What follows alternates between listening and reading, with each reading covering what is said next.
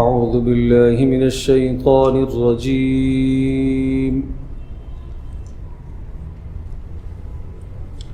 بسم الله الرحمن الرحيم.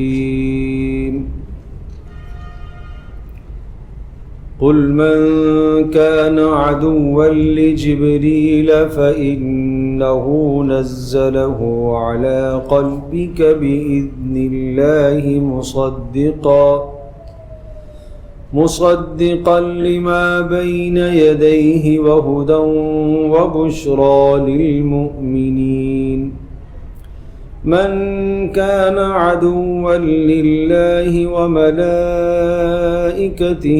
ورسله وجبريل وميكال فإن الله عدو للكافرين. وَلَقَدْ أَنزَلْنَا إِلَيْكَ آيَاتٍ بَيِّنَاتٍ وَمَا يَكْفُرُ بِهَا إِلَّا الْفَاسِقُونَ. أَوَكُلَّمَا عَاهَدُوا عَهْدًا نَبَذَهُ فَرِيقٌ مِّنْهُمْ بَلْ أَكْثَرُهُمْ لَا يُؤْمِنُونَ.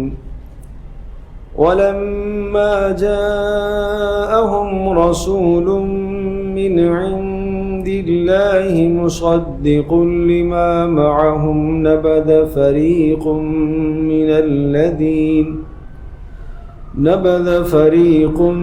مِّنَ الَّذِينَ أُوتُوا الْكِتَابَ كِتَابَ اللَّهِ وَرَاءَ ظُهُورِهِمْ كَأَنَّهُمْ لَا يَعْلَمُونَ. قُلْ مَنْ كَانَ عَدُوًّا لِجِبْرِيلَ. یہود کی امراض اور ان کی اخلاقی بیماریوں کا بیان چل رہا تھا. ان اخلاقی امراض اور بیماریوں میں سے 25ویں بیماری کا تذکرہ ہے یہاں پر. اور 25ویں بیماری کیا ہے کہ اللہ تبارک تعالیٰ کے فرشتوں کے ساتھ بغض رکھنا. اور یہ عقیدہ سمجھایا گیا کہ اللہ تبارک تعالیٰ کے ملائکہ جو اللہ کے پیغام اللہ کے رسولوں تک لے کر آتے ہیں وہ گناہوں سے معصوم ہوتے ہیں اور وہ اللہ کے حکم کو پورا کرتے ہیں. اور کسی بھی فرشتے کی توہین کرنا یا کسی بھی فرشتے کا انکار کرنا سراسر کفر ہے. اور یہ بات یقیناً آپ نے ایمان مفصل میں پڑھی ہوگی. آمنت باللہ، میں ایمان لایا اللہ پر، اور میں ایمان لایا اللہ کے رسولوں پر، میں ایمان لایا اللہ کے فرشتوں پر. تو جس طرح سے اللہ پر ایمان لانا ضروری ہے وہ ایمان کا حصہ ہے، اور رسولوں پر ایمان لانا وہ ایمان کا جز ہے، بالکل اسی طرح سے اللہ کے فرشتوں پر ایمان لانا بھی ایمان کا جز ہے. فرشتوں کے متعلق آپ کیا نظریہ رکھیں گے؟ فرشتے اللہ تبارک تعالیٰ کی ایک نوری مخلوق ہیں اور ہر قسم کے گناہوں سے معصوم ہیں، اور گناہوں کا مادہ اور گناہوں کا احساس اور خیال ان کے اندر ہے ہی نہیں، اللہ نے بنایا ہی نہیں. اور اللہ تبارک تعالیٰ کے ہر حکم کو جس طرح سے اللہ چاہتا ہے اس طرح سے وہ پورا کرتے ہیں، اس کی کوئی مخالفت نہیں کرتے. تو یہ عقیدہ رکھنا ہے کس کے متعلق؟ فرشتوں کے متعلق. تو رسول اکرم صلی اللہ تعالیٰ علیہ وسلم کے پاس یہودی آتے رہتے تھے، مختلف سوالات کرتے رہتے تھے. تو ایک سوال یہودیوں نے کیا، اور بعض مفسرین نے لکھا ہے کہ یہودیوں کے ایک عالم تھے عبداللہ بن سوریہ. اس نے یہ سوال کیا کہ آپ وحی کی بات کرتے ہیں تو آپ کے پاس وحی لے کر کون آتا ہے؟ کون سا فرشتہ وحی لاتا ہے؟ تو رسول اکرم صلی اللہ علیہ وسلم نے ارشاد فرمایا کہ وحی تو لانے والا جبریل ہے، حضرت جبریل علیہ الصلوۃ والسلام وحی لے کے آتے ہیں. تو اس پر اس نے یہ کہا کہ اگر میکائیل وحی لے کے آتا تو ہم آپ کی وحی کو تسلیم کر لیتے، ہم جبرائیل کی وحی کو لانے کو نہیں تسلیم کرتے۔ کیوں؟ اس لیے کہ ہماری گزشتہ قوموں پر جبرائیل وہ عذاب لے کے آتا تھا، وہ عذاب والا فرشتہ ہے اور وہ اللہ کے عذاب لے کے آتا تھا، لیکن میکائیل ہمیں زیادہ پسند ہے اس لیے کہ وہ روزیوں کو تقسیم کرتا ہے، بارشوں کا انتظام اس کے ذمے ہے، اور اس طرح سے لوگوں کی فلاح اور بہبود کے کام اس کے سپرد ہیں۔ اگر وہ وحی لے کے آئے تو ہم آپ کی بات کو تسلیم کر لیں گے۔ تو اس پر اللہ تبارک تعالی نے یہ ارشاد فرمایا، قل اے نبی آپ اعلان فرما دیجیے، کیا؟ من کان عدوً، من جو شخص، کانا ہے، عدوً دشمن، لجبریل کس کا؟ جبرائیل علیہ السلام کا جو دشمن ہے، کرے دشمنی، فَإِنَّهُ نَزَّلَهُ، جبریل نے اپنی طرف سے تو کچھ نہیں اتارا، جبریل علیہ السلام نے جو رسول اللہ صلی اللہ علیہ وسلم کے قلب پر، سینے پر قرآن کو اتارا ہے، وہ کس کے حکم سے اتارا ہے؟ اللہ کے حکم سے۔ تو میکائیل روزیاں تقسیم کرتے ہیں تو وہ کس کے حکم سے کرتے ہیں؟ وہ بھی اللہ کے حکم سے۔ جبرائیل وحی لے کے آتے ہیں تو کس کے حکم سے؟ اللہ کے حکم سے۔ تو حقیقت میں تمہاری دشمنی جبرائیل کے ساتھ نہیں ہے، تمہاری دشمنی تو وحی کے ساتھ۔ فَإِنَّهُ نَزَّلَهُ، تو سن لے کہ بے شک اس وحی کو اتارا ہے، عَلَى قَلْبِكَ، آپ کے دل پر اتارا ہے جبریل نے، بِإِذْنِ اللَّهِ، اللہ کے حکم سے۔ تو پتہ یہ چلا کہ اس میں جبریل علیہ السلام خود مختار نہیں ہیں، وہ اللہ تبارک تعالیٰ کے پیغام کو اتارتے۔ دوسری بات، مصدقا لما بین یدیہ، دوسری بات یہ ہے کہ حضرت جبریل علیہ السلام جو پیغام لے کر آئے ہیں قرآن مجید کی صورت میں، یہ قرآن مجید اے یہودیوں تمہاری کتابوں کی تصدیق کرتا ہے، تورات کی تصدیق کرتا ہے، اسی طرح سے گزشتہ تمام کتب کی تصدیق کرتا ہے، اور تمام کے تمام گزشتہ رسولوں کو وہ رسول تسلیم کرتا ہے، نبی مانتا ہے۔ تو پھر تو تمہیں اس کتاب کی بات کو مان لینا چاہیے، اس لیے کہ مصدقاً تصدیق کرنے والا ہے۔ کیا چیز؟ جو جبریل کلام لے کر آئے ہیں، یہ کلام تصدیق کرنے والا ہے، لما بین یدیہ، ان تمام کے تمام مضامین کی جو مضامین آپ کے پاس تورات کی شکل میں ہیں یا انجیل کی شکل میں ہیں، ان تمام باتوں کی یہ کیا کر رہا؟ تصدیق کر رہا۔ تو لہذا آپ کو قرآن کی بات تسلیم کر لینی چاہیے، جبریل علیہ السلام جو وحی لے کر آئے وہ جیسے تسلیم کر لینا چاہیے۔ اور تیسری بات، وہدن، یہ قرآن مجید ہدایت کا ذریعہ ہے، اور تم تو بھٹک چکے ہو اس لیے کہ گزشتہ جو کتابیں آئی تھی ان کتابوں میں تحریف اور تبدیلی ہو چکی ہے، اور اب یہ قرآن مجید یہ ہدایت کا ذریعہ ہے۔ اور چوتھی بات، وَبُشْرَى لِلْمُؤْمِنِينَ، ایمان والوں کے لیے خوشخبریوں کا ذریعہ ہے۔ تو بتاؤ یہ چار فائدے موجود ہیں، تو پھر آپ اس قرآن کی بات کو کیوں تسلیم نہیں کرتے؟ پھر سنیے، فَإِنَّهُ نَزَّلَهُ، آپ کہہ دیجئے جو جبریل کا دشمن، من کان عدوا لجبریل، جو دشمن ہے جبریل کا وہ ہوتا رہے، فَإِنَّهُ نَزَّلَهُ، بے شک اس جبریل نے نزلہ اتارا ہے اس قرآن مجید کو، عَلَى قَلْبِكَ، اے نبی آپ کے دل پر، بِإِذْنِ اللَّهِ، کس کے حکم سے؟ اللہ کے حکم سے۔ اور اس قرآن کی جو قرآن اس جبریل نے اتارا ہے آپ کے دل پر، اس کی کیا خوبیاں ہیں؟ پہلی خوبی، مصدقاً لما بین یدیہ، یہ تصدیق کرنے والا ہے ان تمام مضامین کی جو کہ پہلی کتابوں کے آئے ہیں، سب کی تصدیق کرنے والا۔ نمبر 2، یہ ہدایت کا ذریعہ ہے، اور نمبر 3، اس میں ایمان والوں کے لیے، ماننے والوں کے لیے کیا ہیں؟ خوشخبریاں ہیں۔ ایسا تو نہیں ہے کہ سارا ڈر ہی ڈر، عذاب ہی عذاب کا تذکرہ ہے، نہیں، ماننے والوں کے لیے بڑی بشارتیں اور خوشخبریاں بھی ہیں۔ من کان عدوا للہ وملائکتہ ورسلہ وجبریل، پھر دوسرا قانون اور ضابطہ یہ سمجھایا کہ کسی ایک فرشتے کے ساتھ عداوت رکھنا، کسی ایک فرشتے کا انکار کرنا، وہ سب کا انکار ہے۔ اس لیے من کان عدوا للہ، فرمایا جو آدمی عدوا للہ، دشمن ہو کس کا؟ اللہ کا دشمن ہو۔ اللہ کا دشمن دیکھو، اللہ تبارک تعالیٰ کے ساتھ کوئی براہ راست دشمنی تو مول لیتا نہیں ہے۔ آج کے زمانے میں بھی آپ دیکھیں کہ اللہ تبارک تعالیٰ کے ساتھ براہ راست دشمنی نہیں مول لیتا، قرآن کے ساتھ براہ راست دشمنی مول نہیں لیتا۔ کیا کرتا ہے؟ جو شخص قرآن کی بات سناتا ہے، قرآن کا پیغام سناتا ہے، حق بات کہتا ہے، نصیحت کرتا ہے، گناہ سے روکتا ہے، لوگ اس کے کیا ہو جاتے ہیں؟ دشمن ہو جاتے ہیں۔ اس لیے کہ ظاہر میں قرآن کے ساتھ دشمنی نہیں کرتے اور نہ وہ کر سکتے ہیں۔ ظاہر میں آج بہت سارے مسلمان آپ دیکھ لیجئے کہ جو مسلمان اگر قرآن کا انکار کریں گے تو ہر آدمی کہے گا یہ تو کافر ہو گیا، اگر رسول پاک صلی اللہ علیہ وسلم کا انکار کریں گے تو ہر آدمی کہے گا کیا ہو گیا؟ یہ تو کافر ہو گیا۔ تو براہ راست رسالت کا انکار نہیں کرتے، براہ راست قرآن کا انکار نہیں کرتے، براہ راست توحید کا انکار نہیں کرتے، لیکن ایک دوسرا طریقہ ہے کہ جو آدمی رسالت کا پیغام سنائے، توحید کا پیغام سنائے، قرآن کا پیغام سنائے، عام طور پر لوگ اس سے دشمنی مول لیتے ہیں۔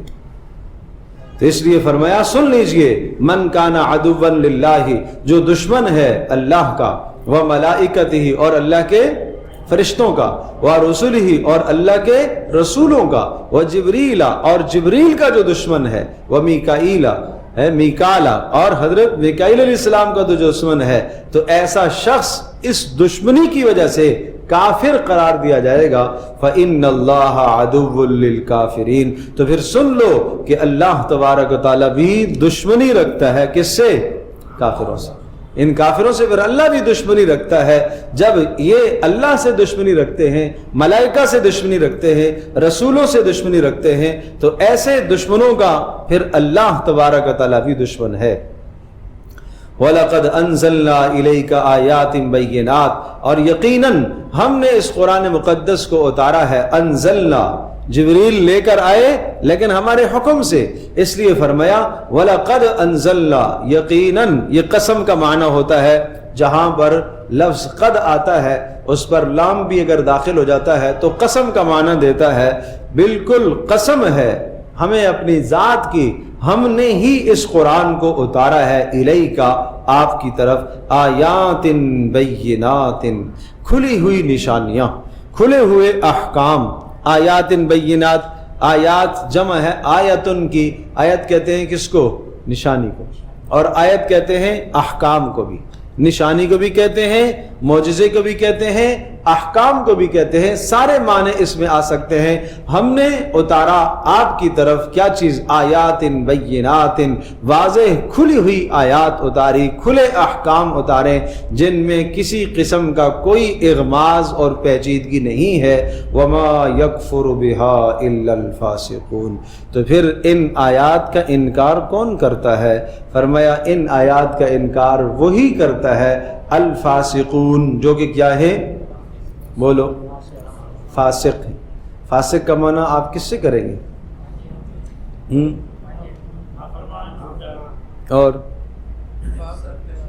اور بڑے گناہ کر، دیکھو اصل میں فاسق کہتے ہیں اللہ کی اطاعت سے نکلنے والا۔ پھر یہ لفظ کافر پر بھی اطلاق کرتا ہے، مسلمان پر بھی اطلاق کرتا ہے، نہیں سمجھے؟ کافر پر بھی اس کا اطلاق ہوتا ہے اور مسلمان پر۔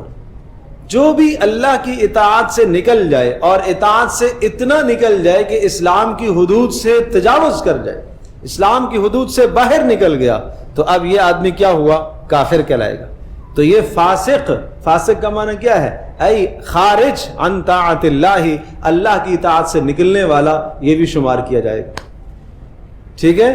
اسی طرح سے ایک آدمی اللہ کے حکم کو نہیں مانتا، پیارے پیغمبر صلی اللہ علیہ وسلم کی اطاعت نہیں کرتا، تو یہ ہے تو مسلمان لیکن وہ کفر کی حد تک نہیں پہنچا، اس سے پہلے پہلے عمل نہیں کرتا، نماز کا حکم آیا ہے اپنے کام میں مشغول ہے۔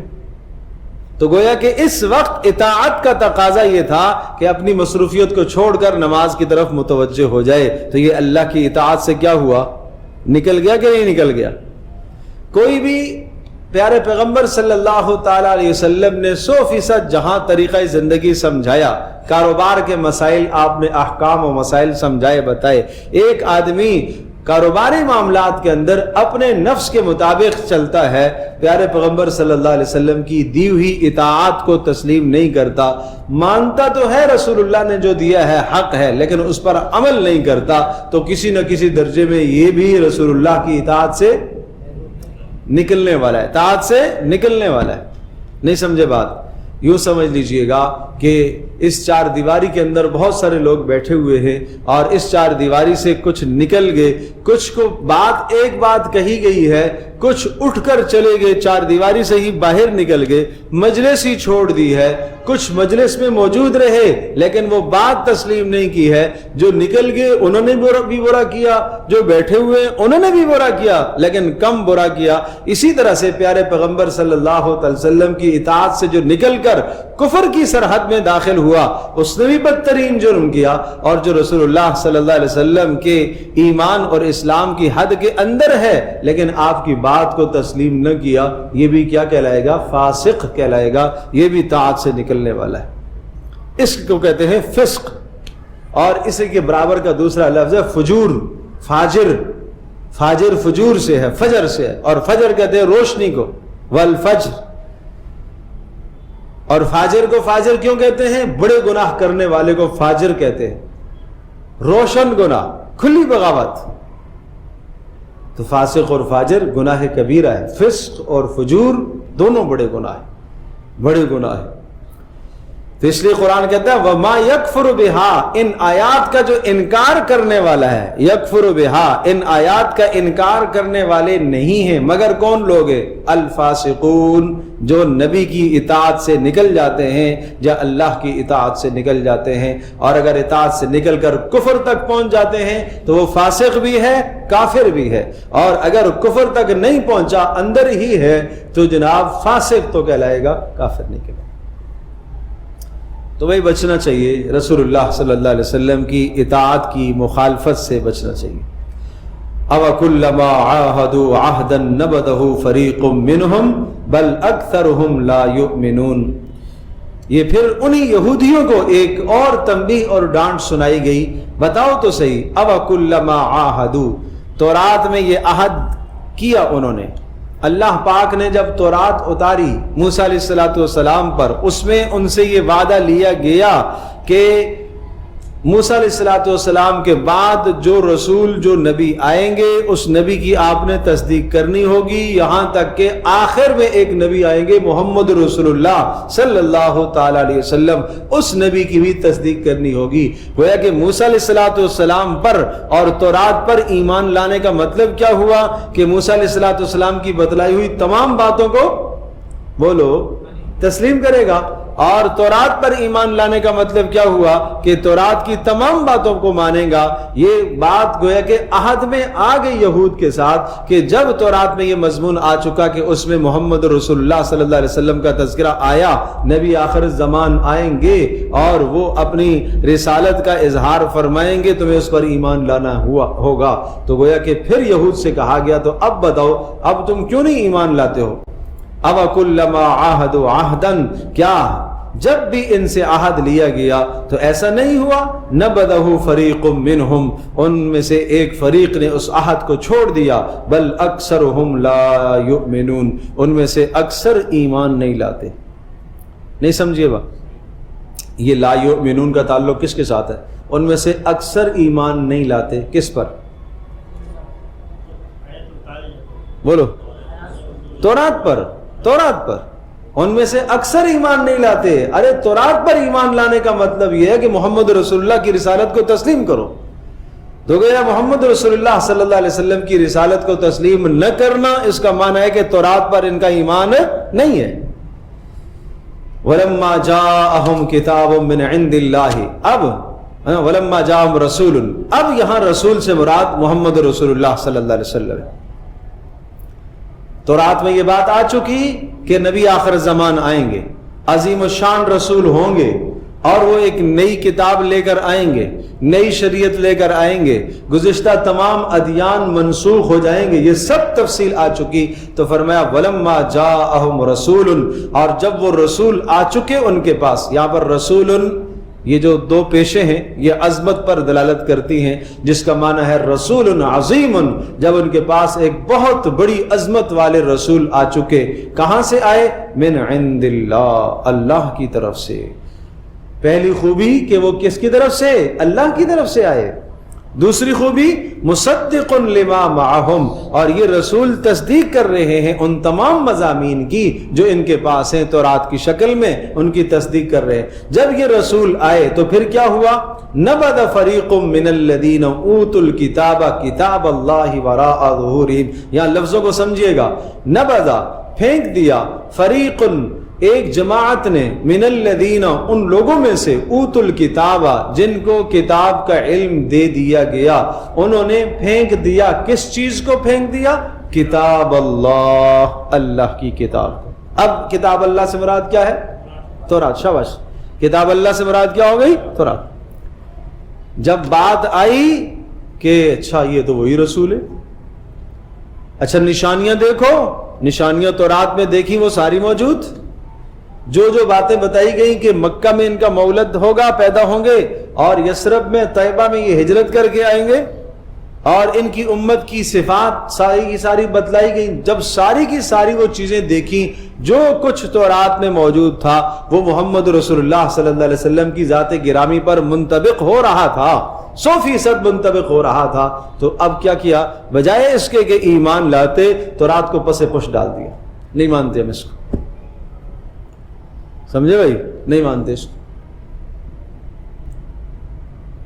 تو میرے عزیز دوستوں اور بزرگوں، میں ہمیشہ کہا کرتا ہوں، یہ صرف تذکرہ یہود کا نہیں ہے، یہ مجھے اور آپ کو متنبہ کیا جا رہا ہے، یہ ہمیں اور آپ کو متنبہ کیا جا رہا ہے کہ جب اپنی خواہشات کے خلاف کوئی بات آ جائے تو بڑے سے بڑا آدمی بسا اوقات کتاب کو پس پش ڈال دیتا ہے۔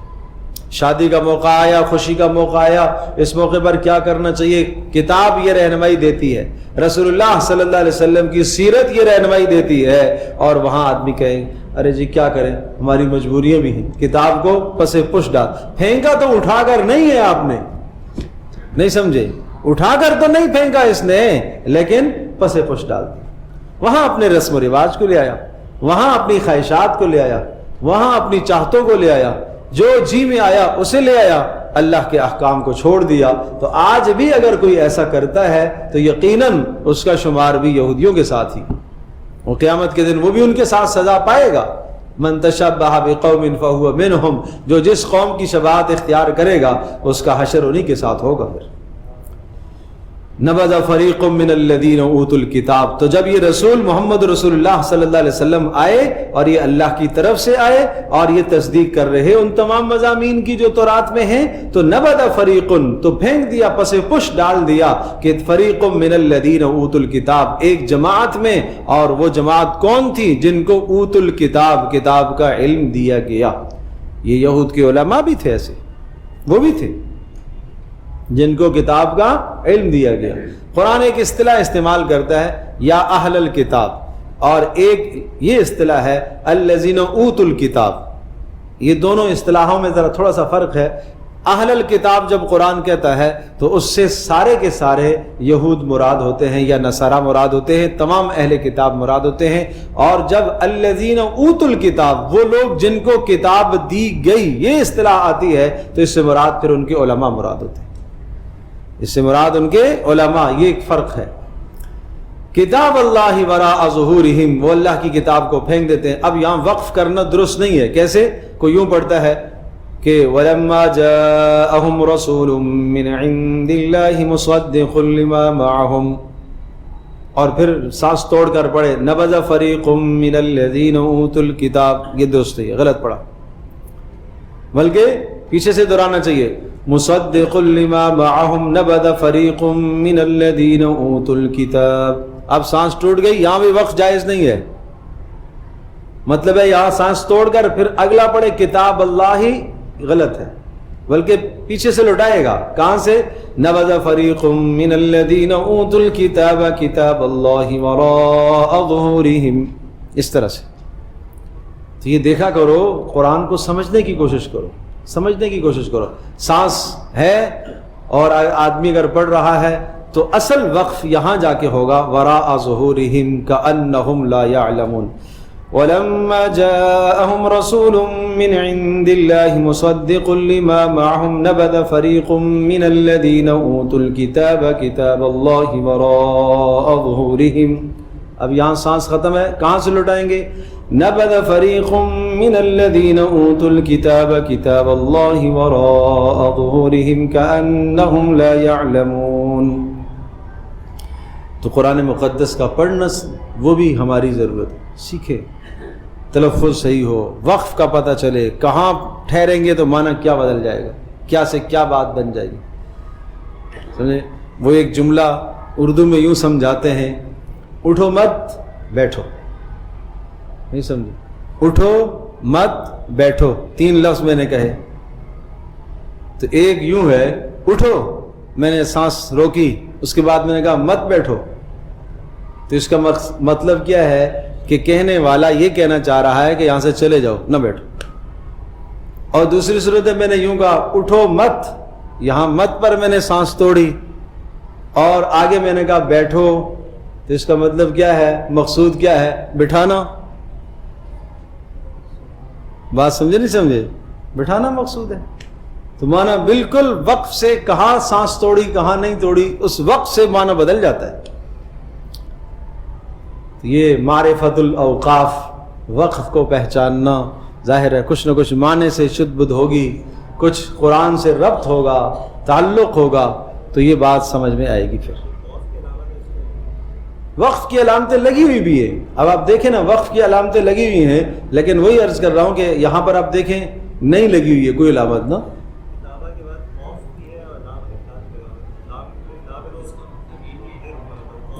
لا لکھا ہوا ہے نا کہ نہیں ٹھہرنا ہے، آپ نے نہیں ٹھہرنا ہے. ہاں تو نہیں ٹھہرنا ہے یہاں پر، سمجھو بھائی. تو ان وقوف میں سے کئی جگہیں ایسی آتی ہیں کہ جہاں وقف اس قانون کے مطابق ہے نہیں، جو ہمارے نشان دیے ہوئے ہیں ہمارے نسخوں میں، وہ اس کے مطابق ہے نہیں. تو بہرحال کأنہم لا یعلمون، ایسے کتاب کو پس پش ڈال دیا گویا کہ وہ جانتے ہی نہیں ہیں، جانتے ہی نہیں ہیں. سمجھے بھائی؟ سب کچھ پیچھے ٹھال دیا، پس پش ڈال دیا.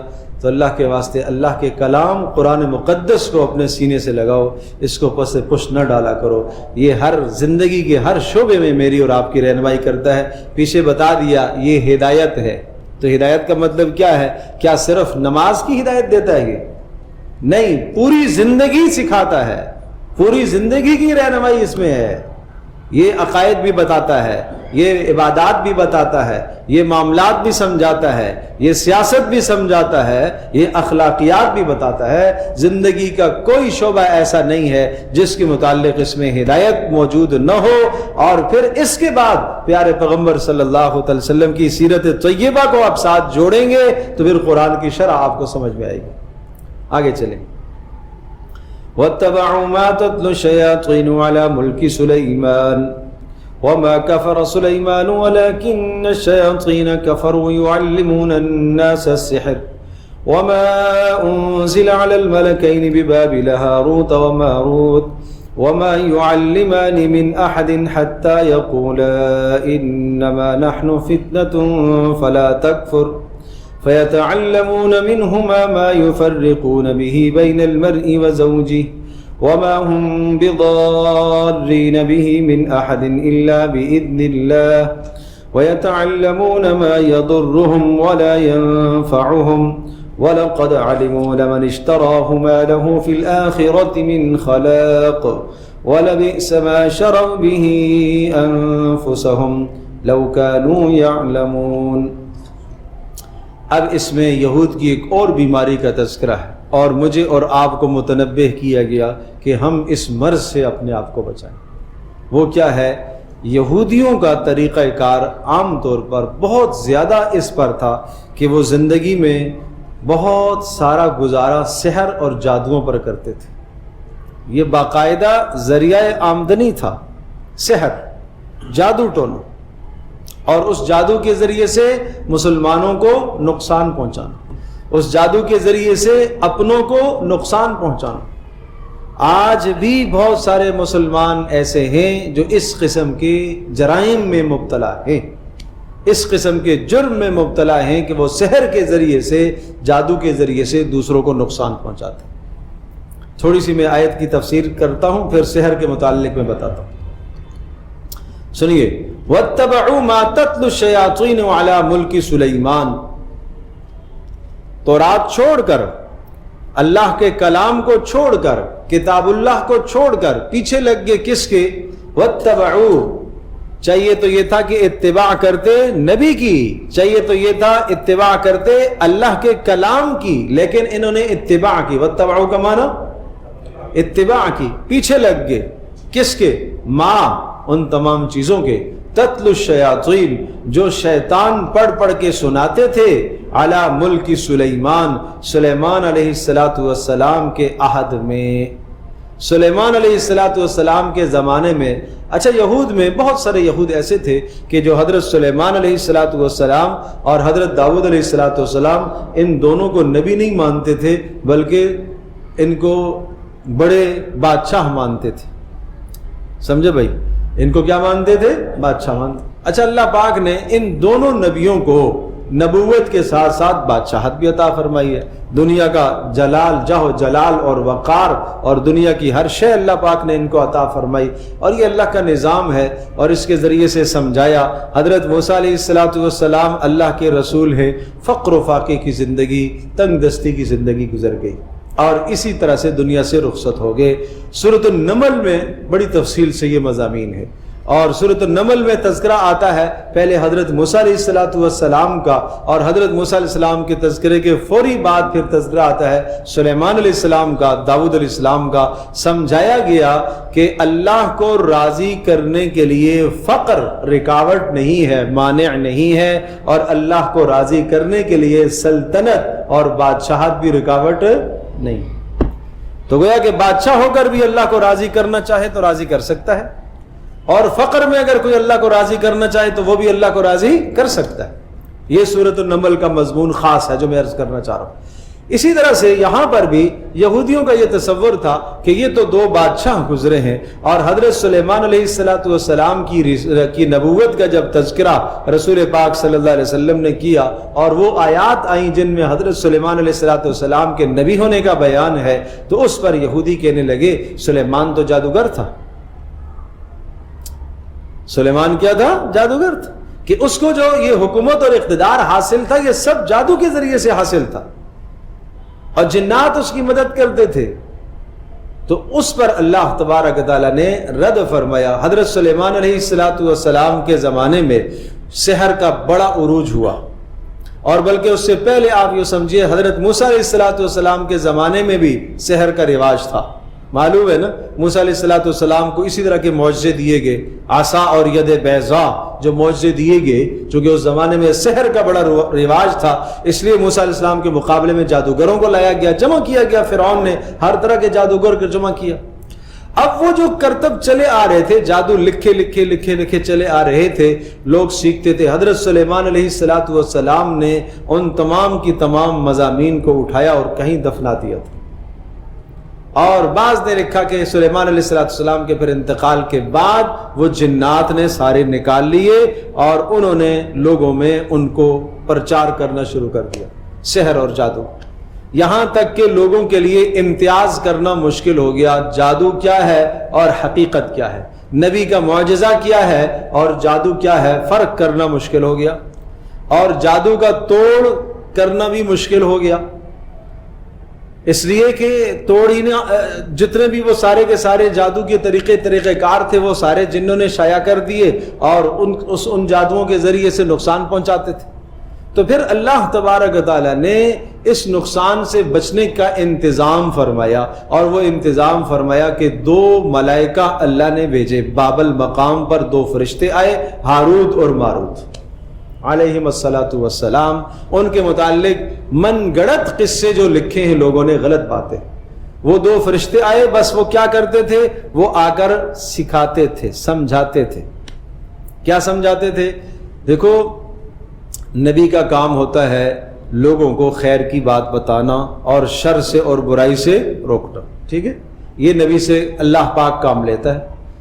اب مسئلہ یہ آیا، جیسا کہ سود مثال کے طور پر آپ لے لیجئے، رسول اللہ صلی اللہ تعالی علیہ وسلم نے بتا دیا کہ سود حرام ہے. احل اللہ البیع وحرم الربا، کہ اللہ نے خرید فروخت کو حلال قرار دیا اور سود کو حرام قرار دیا. رسول اللہ صلی اللہ علیہ وسلم نے بھی اس کی وضاحت فرمائی.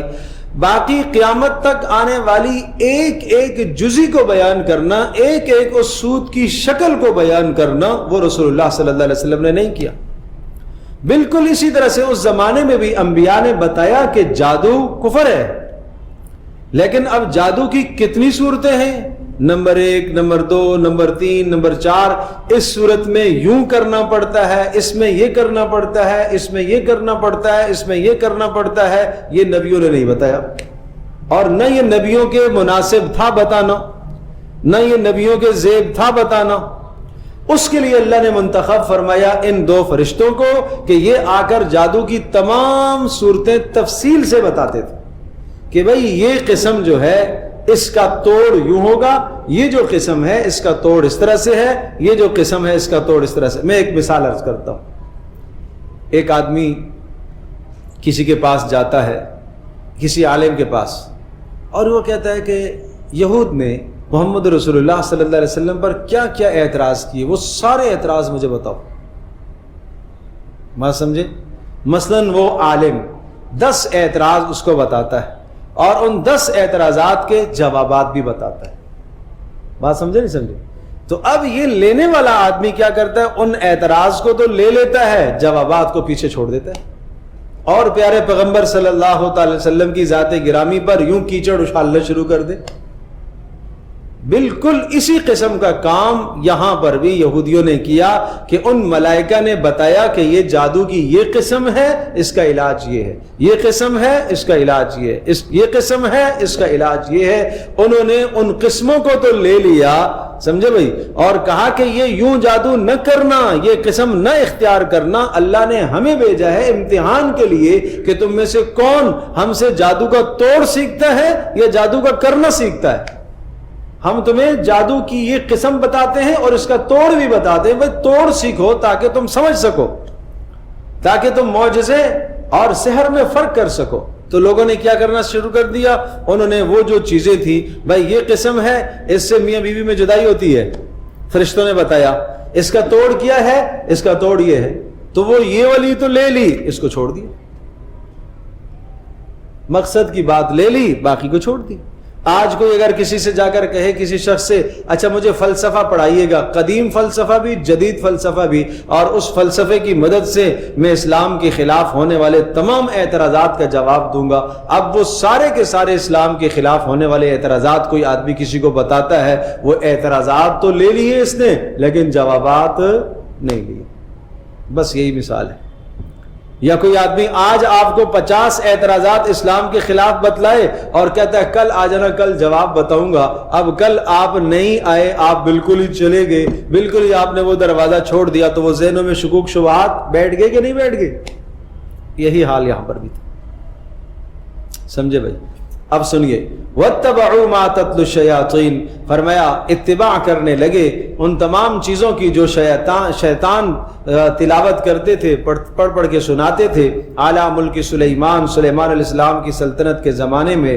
وما کفر سلیمان، بھائی آپ یہ کہتے ہیں، یہ یہود یہ کہتے ہیں کہ سلیمان چونکہ جادو کرتے تھے اور جادو تو کفر ہے. کہا نہیں نہیں، وما کفر سلیمان، سلیمان علیہ السلام نے کوئی کفر نہیں کیا، جادو نہیں کیا. وَلَكِنَّ الشَّيَاطِينَ كَفَرُوا، لیکن شیطانوں نے کفر کیا، شیطانوں نے سحر کروائے، جادو کیے. युअल्लिमून अन्नास अस्सिहर, वो शैतान सिखाते थे लोगों को, क्या चीज सिखाते थे? अस्सिहर, जादू। वमा उनजिला, फिर उस सवाल का जवाब, अच्छा वो जो फरिश्ते तो आए जादू सिखाते थे, वो क्यों सिखाते थे? वमा उनजिला अलल मलकैन बिबाबिला, और वो बाबल शहर के अंदर जो दो फरिश्तों पर, हारूत और मारूत जिनके नाम हैं, उन दो फरिश्तों पर जो अल्लाह की तरफ से उतारे गए मज़ामीन, वमा युअल्लिमान मिन अहदिन, उनका कानून ये था वो नहीं सिखाते थे किसी एक को भी, हत्ता यकूला, यहां तक कि सिखाने से पहले ये बता देते थे, इन्नमा नहनु फितना, हमें अल्लाह ने भेजा है किसके लिए? आजमाइश और इम्तिहान के लिए, कि तुम हमसे तोड़ सीखो। यानी सूरत हम आपको शहर की बताएंगे और इसका तोड़ भी बताएंगे, और इसलिए ताकि जनाब तुम जादू से बच सको। ये अल्लाह पाक की तरफ से हमें भेजा गया है, अल्लाह ने इसलिए भेजा। लेकिन लोगों ने जादू की किस्में सारी उनसे सीख ली, बाकी कुछ न सीखा। फला तकफुर, और वो हर आने वाले को ये कहते कि लिहाजा तू कुफर न कर। कैसे कुफर न कर? यानी तू जादू करके, बोलो, जादू करके कुफर न करना। फयतअल्लमून, तो लोग खियानत करते थे, यहूद खियानत करके, फयतअल्लमून, सीखने लग गए, मिनहुमा, उनसे, मा युफर्रिकून, वो तमाम बातें जिनसे वो जुदाइयां डालते थे, बैनल मर्इ व ज़ौजी, आदमी के दरमियान और उसकी बीवी के दरमियान जुदाइयां डालते थे। वमा हुम बिज़ार्रीन बिही मिन अहदिन इल्ला बिइज़्निल्लाह, और समझ लो वो नहीं नुकसान पहुंचा सकते किसी एक को मगर अल्लाह तबारक व तआला के इरादे से। किसी का कोई कुछ नहीं बिगाड़ सकता जब तक अल्लाह का इरादा ना हो। वयतअल्लमून मा यदुर्रुहुम, और वो सिखा, वयतअल्लमून, सीखने लग गए ये उन मलाइका से, मा यज़ुर्रुहुम, वो चीजें जो इनके लिए क्या थी? नुकसानदेह थी, मुज़िर थी। वला यनफ़अहुम, इनके लिए मुफीद नहीं थी। वलक़द अलिमू लमन इश्तराहु, और यकीनन तहक़ीक़, लक़द अलिमू, ये जान चुके थे, लमन इश्तराहु, जिसने इस किस्म की चीज़ों को ख़रीदा है, यानी हासिल किया है, मा लहू फ़िल आखिरति मिन खलाक़, आखिरत में इनका कोई हिस्सा नहीं। वला बिअसा मा शरऊ बिही अनफुसहुम, और बहुत बदतरीन वो तमाम चीज़ें हैं जो इन्होंने हासिल की हैं, यानी अपनी सलाहियतें कहाँ लगा ली। वला बिअसा मा शरऊ बिही अनफुसहुम, जिस चीज़ के बदले में इन्होंने अपनी जानों को बेचा, अपनी सलाहियतों को लगाया, किस पर लगाया? शहर पर, कुफर पर सलाहियतों को लगाया, बहुत बुरा किया। लौ कानू यअलमून, काश कि वो इस बात को समझते कि कितने खसारे में और नुकसान में है। वलौ अन्नहुम आमनू, और अगर ये ईमान लाते, तौरात पर ईमान लाते, तो तौरात में तो मोहम्मद रसूलुल्लाह सल्लल्लाहु अलैहि वसल्लम पर ईमान लाने की ताकीद और तलकीन की गई है। वत्तक़ौ, और सहर से बचते, लमसूबतुम मिन इंदिल्लाहि खैर, तो अल्लाह तबारक तआला के यहाँ इनके लिए बहुत बड़ा काम सवाब का था। अल्लाह के यहाँ लमसूबतुन खैरुम मिन इंदिल्लाह, अल्लाह के यहाँ इनको दोहरा अजर मिलता। लौ कानू यअलमून, काश के इस बात को समझते। यहाँ थोड़ी सी बात ज़हन नशीन फरमाइए, सहर क्या है और इसके मामलात या इससे बचने के रास्ते इस्लाम हमें क्या बताता है। पहली बात यह ज़हन नशीन फरमा लीजिए कि सहर और मौजिज़े में फ़र्क है। मूसा अलैहिस्सलाम के मुकाबले में जो जादूगर आए और जिन्होंने जादू किया, जिसको हम उर्दू में, जिसको अरबी में सहर कहते हैं और उर्दू में हम जादू कहते हैं, जादूगर थे। और वो जो जादू लेकर आए, तो जादू के अंदर पहली बात तो ये होती है कि जादू हमेशा मा तहतल असबाब, असबाब के दर्जे में कोई काम होता है, और वो असबाब आम बंदे से मख्फी होते, आम आदमी को वो नजर नहीं आते, समझे भाई। लेकिन मौजिज़ा वो मा फौकल असबाब होता है, उसमें असबाब बरुए कार नहीं लाए जाते, उसमें नबी असबाब को बरुए कार नहीं लाता, बराह रास्त अल्लाह की ताकत, अल्लाह की कुदरत बीच में हायल होती है। बात समझे नहीं समझे? पहला फर्क तो ये हो गया। और सहर और जादू के अंदर जो असबाब इख्तियार किए जाते हैं वो असबाब आम इंसानों से मख्फी है। मिसाल के तौर पर कोई आदमी कोई ऐसा अमल करता है, कोई ऐसा मंत्र पढ़ता है, ऐसा कुफरिया कलिमा कहता है जिससे जिन्नात खुश हों, काफिर जिन्नात खुश हों, और वो काफिर जिन्नात खुश होकर उसकी तमन्ना को पूरा करे। क्या पढ़ता है? कुफरिया कलिमा पढ़ता है, اور اس کفریہ کلمے کے پڑھنے سے وہ جن شیطان خوش ہوتا ہے اور خوش ہو کر اس کی مراد کو پورا کرتا ہے. کسی دور دراز کے علاقے سے، یوں سمجھیے آج سے 100 سال 400 سال پرانا کوئی یہاں کسی نے لا کے جن نے خط ڈال دیا ادھر. بات سمجھے نہیں سمجھے؟ اب یہ جو پڑھنے والا ہے اس نے کوئی ایسا منتر پڑھا، کوئی ایسی چیز پڑھی ہے جس سے وہ جن کافر کیا ہوا؟ خوش ہوا، اور خوش ہو کر اس کو اللہ نے اتنی قدرت دی ہے کہ آنن فانن اس ملک سے اس ملک آ سکتا ہے، آنن فانن ہزاروں میل کا سفر کر کے وہ آپ کے سامنے حاضر ہو سکتا ہے. اور وہ آپ کے سامنے حاضر ہو کر اس نے کچھ بھی کہہ دیا، ایک سونا لا کے رکھ دیا، ڈھیر رکھ دیا، آپ کہیں گے یہ تو بڑی پہنچی سرکار ہے. میرے عزیز دوستوں اور بزرگوں، یہی سے مغالطہ لگتا ہے، یہی سے غلط فہمی میں مبتلا ہو جاتے ہیں لوگ. اب اس نے کوئی اسباب اختیار کیے کہ نہیں کیے؟ میں نے عرض کیا تھا کہ جادو میں کیا ہے؟ اسباب کے دائرے میں کام ہوتا ہے. کوئی سبب اس نے کچھ پڑھا ہے، اس نے کچھ کفریہ عمل کر کے اس شیطانی طاقت کو اس نے کیا کیا ہے؟ خوش کیا ہے، اور وہ شیطانی طاقت خوش ہو کر اس کا کام بجا لا رہی ہے جو ہمیں نظر نہیں آ رہی. ارے نہیں سمجھے بات؟ آپ دنیا کی مثال یہاں لے لو نا، آپ کافروں کو، یہود و نصارہ کو، کافروں کو خوش کرو. وَلَن تَرْضَىٰ عَنْكَ الْيَهُودُ وَلَا النَّصَارَىٰ حَتَّىٰ تَتَّبِعَ مِلَّتَهُمْ. فرمایا یہود و نصارہ آپ سے خوش نہیں ہوں گے، ایک ہی صورت ہے کہ آپ ان کی ملت پر چلے. جب آپ ان کی ملت پر چلے آپ کے 10 کام کریں گے نہیں کریں گے؟ جب کریں گے، لیکن وہ تو ہمیں کام کیا ہوتے ہیں؟ نظر آتے ہیں.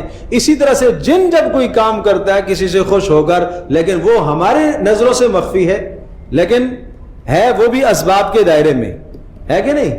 اسباب کے دائرے میں، ٹھیک ہے. لیکن نبی سے جب ایسا کام سرزد ہوتا ہے، جیسے موسیٰ علیہ السلام نے عصا لاٹھی کو مارا پتھر کے اوپر اور وہاں سے پانی نکلنا شروع ہو گیا، تو یہاں براہ راست اللہ کی قدرت بیچ میں دخل اندازی. یہ ما تحت الاسباب نہیں ہے، یہ اللہ کی قدرت ہے. بات سمجھے نہیں سمجھے؟ پھر دوسری بات یہ سمجھیے گا کہ سحر اور جادو کے اندر محض آنکھوں کا دھوکہ، تخیل، دماغ کا تخیل ہوتا ہے کہ وہ ایسا منتر پڑھ کر، ایسا کام کر کے اس نے آپ کے دماغ کو ایسا قابو کر لیا، اس جن کے ذریعے سے، اس مشرک کے ذریعے سے، اس شیطان کے ذریعے سے. جیسے آپ مجھے بتاؤ، جب آدمی کو غصہ آتا ہے اور غصے میں کیا کچھ منہ سے بول دیا، بعد میں کہتے ہیں غصے میں تھا، تو غصے میں تھا کا مطلب کیا تھا؟ کہ شیطان اوپر حاوی ہو گیا تھا، اس لیے زبان قابو میں نہیں رہی، ہاتھ بھی بساؤ کا چل جاتا ہے. تو پتہ یہ چلا کہ شیطان کو اتنا تسلط ہے کہ وہ یوں انسان کے اوپر حاوی ہو جائے. تو اس نے، جادوگر نے کسی اپنے عمل کے ذریعے سے، کسی منتر کے ذریعے سے، کسی چیز کے ذریعے سے، ایک جن کے ذریعے سے یہ مدد حاصل کر لی کہ یہاں دیکھنے میں آپ کو نظر آ رہا ہے پانی پھیلا ہوا ہے، حالانکہ پانی نہیں. اس لیے قرآن ان جادوؤں کے متعلق یہ کہتا ہے یخیل الیہ من سحرہم انہا تسعی. موسیٰ علیہ السلام کے مقابلے میں جو جادوگر آئے تھے اور جنہوں نے لاٹھیاں پھینکی تھی، نظر یوں آ رہا تھا کہ وہ دوڑ رہی ہیں، نظر آ رہا تھا، یخیل، خیال یوں ہو رہا تھا کہ دوڑ رہی ہیں، حالانکہ دوڑ حقیقت نہیں ہے. اور موسیٰ علیہ السلام کا جو معجزہ تھا، وہاں پر قرآن کہتا ہے فَإِذَا هِيَ حَيَّةٌ تَسْعَىٰ، وہ ایک واقعتاً سانپ بن کر دوڑنے لگا. یعنی وہ لکڑی تھی، بے جان سے جاندار شے بن گئی، حقیقت اس کی بدل گئی. لیکن جو سحر ہوا سامنے اور جادوگر جو جادو لے کر آئے، اس جادو کے اندر کیا ہوا؟ اس میں حقیقت چیزوں کی نہیں بدلی، نظر یوں آ رہا تھا مجمع کو. بات سمجھے بھائی؟ اور پھر یہ بات ذہن نشین فرمائیے گا، قول اور عمل. کوئی جادوگر یا تو ایسا لفظ بولتا ہے جس سے شیطان خوش ہوتا ہے، یا ایسا کام کرتا ہے جس سے شیطان خوش ہوتا ہے. بات سمجھے؟ اب میں ایک مثال عرض کرتا ہوں. سچ بولنے سے ملائکہ خوش ہوتے ہیں، ناراض ہوتے ہیں؟ خوش ہوتے ہیں. جھوٹ بولنے سے ملائکہ، حدیث میں آتا ہے جھوٹ بولتا ہے تو ملائکہ میلوں دور چلے جاتے ہیں. ہوتا ہے کہ نہیں ہوتا؟ اور جب آدمی سچ بولتا ہے تو اس کے ساتھ ملائکہ رہتے ہیں کہ نہیں رہتے؟ جب ملائکہ رہتے ہیں تو ملائکہ اس کو نیکی کا خیال ڈالیں گے کہ نہیں ڈالیں گے؟ پھر ملائکہ کبھی کبھی مشکل میں اس کے ساتھ مدد بھی کریں گے کہ نہیں کریں گے؟ سب کچھ کریں گے۔ اور ایک آدمی اگر اس کے خلاف وہ کفریہ کلمہ بول رہا ہو، نہیں سمجھے، وہ قرآن کا انکار کر رہا ہو، تو ملائکہ تو ہو گئے خفا، علیحدہ ہو گیا سلسلہ، لیکن شیاطین کیا ہو گئے؟ خوش آ گئے، قریب آ گئے۔ تو وہ چار اس کے کام بھی کر دیں گے اور لوگ سمجھیں گے کہ یہ تو کوئی بڑی پہنچی چیز ہے۔ بات سمجھے نہیں سمجھے؟ یہ سحر ہے، سمجھنے کی بات ہے۔ اور جتنا کفر بکتا ہے ساحر، جادوگر جتنا کفر کہے گا اتنا اس کا جادو زیادہ مؤثر ہوگا، جتنا کفر بکے گا، یہاں تک کہ وہ قرآن کی آیتوں کو بھی غلاظت سے لکھتا ہے، غلاظت سے لکھتا ہے۔ اور یہاں تک کہ جو یہود کی خواتین تھی وہ جب سحر کرتی تھی تو وہ مقدس کلمات کو غلاظت کیا، حیض اور نفاس کی جو غلاظت ہے اس سے لکھتی تھی۔ تو اس سے کیا ہوگا؟ شیطان خوش ہوگا۔ جب شیطانی طاقتیں اس سے خوش ہوتی ہیں، راضی ہوتی ہیں، تو وہ اس کا کوئی کام کر دیتی۔ تو اسی کا نام سحر ہے۔ اب اس کے ذریعے سے میاں بیوی میں جدائی بھی ڈالی جاتی ہے، اس کے ذریعے سے جناب اور کسی کو مضر اور نقصان پہنچایا جاتا ہے۔ تو یاد رکھیے گا، ہمیں اسلام اس سحر سے بچنے کے اسباب بھی بتاتا ہے۔ زہر ہے نا، زہر کیوں کھائی ہے؟ زہر آپ نے نہ کھاتے؟ جب زہر کھائے گا تو زہر کا لازمی نتیجہ کیا ہوگا؟ موت ہے۔ نمبر 2، ایک آدمی باہر نکلا، اس کو کہا گیا چاروں طرف درندے، دیکھو اپنے ساتھ کوئی سامان لے کے نکلنا، لیکن وہ کہتا ہے نہیں۔ جب اس نے سامان بھی نہیں لیا، کسی درندے کا شکار ہو گیا، سمجھے جی، کسی نے کہا ادھر نہیں جانا، چاروں طرف ڈاکو ہیں، اور کسی طرف سے جناب کوئی گولی آ جائے گی اور تیری جان لیوا ثابت ہو جائے گی، لیکن یہ کہتا ہے نہیں، مجھے کوئی پرواہ نہیں۔ بات سمجھے نہیں سمجھے؟ تو یہ دنیا ہے دار الاسباب۔ مانا آپ کا قصور نہیں تھا کچھ بھی، کسی نے کچھ کر دیا، جو کچھ ہوا آپ کو ضرر پہنچا، آپ کا یہ قصور رہا کہ آپ نے ان اعمال کی پابندی کیوں نہیں کی، جو دفاع ہے وہ دفاع آپ نے کیوں نہیں کیا۔ نہیں سمجھے؟ اب ایک آدمی چلتے چلتے کہ مجھے کیوں اس نے گولی ماری، میرا کیا قصور؟ ارے بھائی تمہیں کہا گیا تھا نا کہ نہ جاؤ، تمہیں کہا گیا تھا نا یہ درندے ہیں ادھر، اور یہاں سے نکلتے وقت اپنے پاس کوئی سامان لے کے جانا، کیوں نہیں تم نے اختیار کیا؟ بات سمجھے نہیں سمجھے؟ تو اسی طرح سے سحر کا اثر آتا ہے، نظر بد کا اثر آتا ہے، اور جنات کا اثر آتا ہے۔ نظر بد کیا چیز ہے؟ آپ کو اللہ نے مال کی ترقی دی ہے، بہت اللہ نے دیا ہے۔ ایک آدمی جس کو آپ کی ترقی اچھی نہیں لگتی، جس کو آپ کی ترقی اچھی، مجھے یہ بتاؤ شیطان کو اچھی لگے گی آپ کی ترقی؟ آپ کو دین میں، دنیا میں، مال میں، ایمان کے ساتھ اللہ نے ترقیاں عطا کی ہیں، ترقی اچھی لگے گی؟ شاید نہیں لگے۔ تو اب کیا ہوگا؟ اب ایک آدمی کو جس کو آپ کی ترقی اچھی نہیں لگی، اس نے یوں جملہ بول دیا، کیا اچھا ہے، کیسے مزے لگے ہوئے اس کے، اور آپ نے کبھی کبھی مزے میں آ کے تذکرہ بھی کر دیا، میرے پاس تو یہ مال ہے، میرے پاس تو یہ ہے، میرے پاس تو یہ ہے، اپنی نعمتوں کو خود تم نے بیان کر دیا۔ وہ سامنے والا ظالم حاسد ہے، وہ آپ سے حسد کرتا ہے۔ جب وہ حسد کی نگاہ سے آپ کے مال کو دیکھے گا، آپ کی ترقی کو دیکھے گا، تو اس کی نظر بد آپ کو لگے گی۔ اس کا نام ہے نظر بد۔ بات سمجھے بھائی؟ جیسے آپ نے اپنے بچے کو دیکھا، اچھا لگا جی، بچہ خوبصورت لگا، اور آپ نے اسے دیکھا، آپ نے ماشاءاللہ کا جملہ بھی نہیں بولا، آپ نے کچھ بھی نہیں بولا۔ اب آپ کا خوش ہونا شیطان کو اچھا نہیں لگ رہا، شیطان فوری اس کو کچوکا لگائے گا، اس کو نقصان دے گا، مسلسل اس کے ساتھ چمٹ جائے گا، اس کو نقصان دے رہا ہے۔ یہ کیا ہو گیا؟ یہ نظر بد۔ یہ سب چیزیں نظر بد۔ اسی طرح سے جادو کے اثرات بھی آتے ہیں انسان پر، جنات بھی بسا اوقات حاوی ہو جاتے ہیں۔ ان تمام کے تمام ان ذرائع سے اور ان غلاظتوں سے اور گندگیوں سے بچنے کے لیے سورہ فلق اور ناس بہترین عمل ہے۔ پیارے پیغمبر صلی اللہ تعالی علیہ وسلم پر بھی اس قسم کے اثرات آئے۔ لبید بن اسم یہودی تھا، اس کی بچیوں نے بیٹیوں نے آپ علیہ الصلوۃ والسلام پر سحر کیا اور اس کا اثر آپ کے جسم پر ظاہر ہونے لگا. سورہ فلق ناس اللہ نے اتاری اور آپ علیہ الصلوۃ والسلام نے ایک ایک آیت پڑھی اور وہ خواب میں آپ کو دکھایا گیا. وہ منتر جو پڑا ہوا تھا کہاں ہے؟ وہ زکوان ایک جگہ پر ایک جگہ تھی, وہاں کنویں کے اندر وہ رکھا ہوا. آپ نے وہ نکلوایا, وہاں سے حضرت علی رضی اللہ تعالیٰ کو بھیجا اور کنگھی کے اوپر بال لپٹے ہوئے تھے اور 11 گرے لگی ہوئی تھی.